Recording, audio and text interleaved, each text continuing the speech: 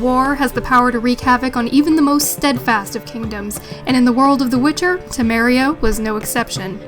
In the years since the Nilfgaardian invasion of the North, areas that once flourished under Temerian lilies are now fractured and muddled, left to pick up the pieces under new governing entities. Some small towns and villages have survived the onslaught and remain in the war-ravaged countryside, struggling to reconcile with new political identities. A prime example of this is White Orchard. This quaint village, famous for its white blossoming fruit orchards, now must regrow its community amidst scorched earth and the heavy hand of the Black Ones. An air of resentment toward Nilfgaard is palpable amongst the modest common folk of White Orchard, and tensions rise between those who try reluctantly to adapt to the new leadership and those who cling to bygone ways. This ain't Temeria no more, old man. It's Nilfgaard now. Of course, the impact of war is by no means one-sided. Beneath a sun-gilded militant exterior shines a few rays of humanity, seen in those who've grown weary of battle and who might even show some unexpected sympathy.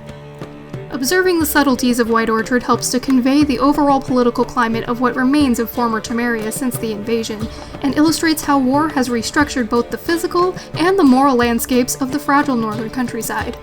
White Orchard is our first taste of the world of The Witcher 3 Wild Hunt, and I feel it's really worth taking your time with the prologue area in order to fully prepare for the adventure ahead. So I wanted to offer you guys a few beginner tips that can help you make the most of your time in White Orchard.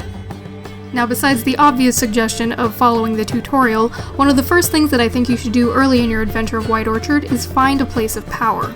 There are 6 places of power in White Orchard, which I've put on the map here with their icons. Now, you start off with an open skill slot in your character, but you won't have any skill points until you level up, and this might take a little time depending on what you decide to go and do. Along with the temporary sign buff, the places of power grant you a free skill point, which will allow you to place your first skill in one of your slots before you even have to level up.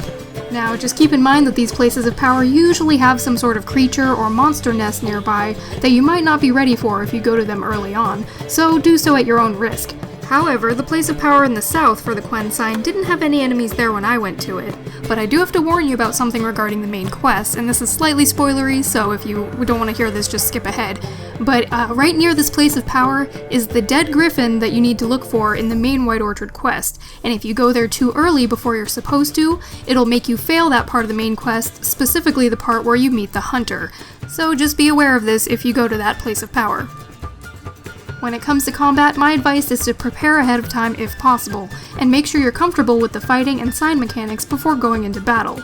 Now, if you're still getting used to the signs and you're not really sure which ones to equip in a battle, I recommend starting out by equipping Quen at the start of a battle, and then quickly changing to another sign like Yrden, depending on the situation.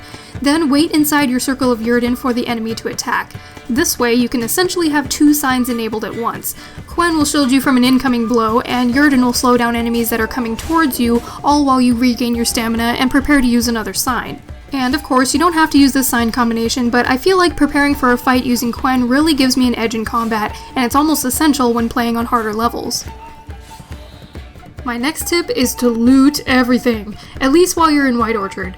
When the time comes for crafting and alchemy, you'll be glad you gathered all those plants and scraps during your adventures, because it'll make these processes much more convenient.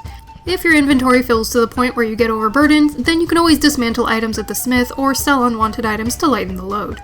And speaking of alchemy, it's best to brew potions, oils, and bombs as soon as you gather enough ingredients to do so. Once you create a potion or oil, it stays in your inventory, so you won't have to worry about crafting it again.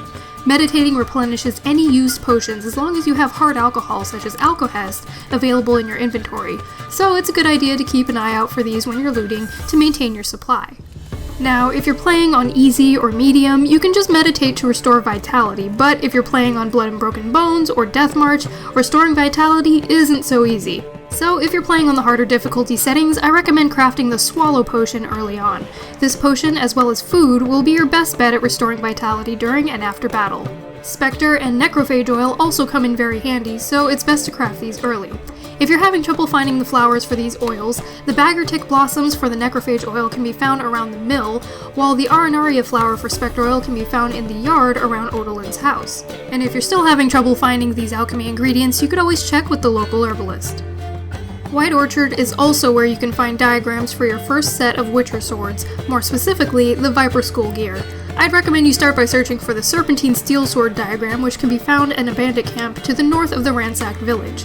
Defeat the handful of bandits and then loot the chests in the ruins. Here you'll find the first diagram, as well as a note that describes another witcher who was accused of kidnapping a child, the same child that these ladies are gossiping about over daily chores. Finding this diagram will start the quest to find the Serpentine silver sword diagram, which can be found in the graveyard north of the mill. Here you'll find the Igni place of power, as well as a crypt guarded by a fairly high-level wraith. Prepare your sword and spectre oil and use Yrden to slow the wraith during combat. The wraith will probably retreat into the crypt, so bust down the door using Ard and head downstairs to finish off the wraith. Once you're done, search around the crypt and you'll find a body with the diagram for the silver sword, as well as another note detailing the rest of the Witcher's story. Now to make these swords you'll need various supplies including emerald dust, which you can loot from the wraith you defeated in the crypt, as well as the Noon Wraith and the Devil by the Well quest. If you don't have enough emerald dust, then you can always buy it from merchants, but it's gonna be pretty pricey, so loot it if you can. To craft these swords, head to the Nilfgaardian camp in the north and talk to the quartermaster. I definitely recommend that you at least make the Serpentine silver sword because it's really good early on. And while you're at the camp, you can use the armor and weapon upgrade stations that'll give you a temporary stat boost. It's a really good idea to do this as a part of your preparations for fighting the Griffin, as it'll give you a little bit of an edge in battle. Also, keep an eye on your gear and repair it at a smith when needed.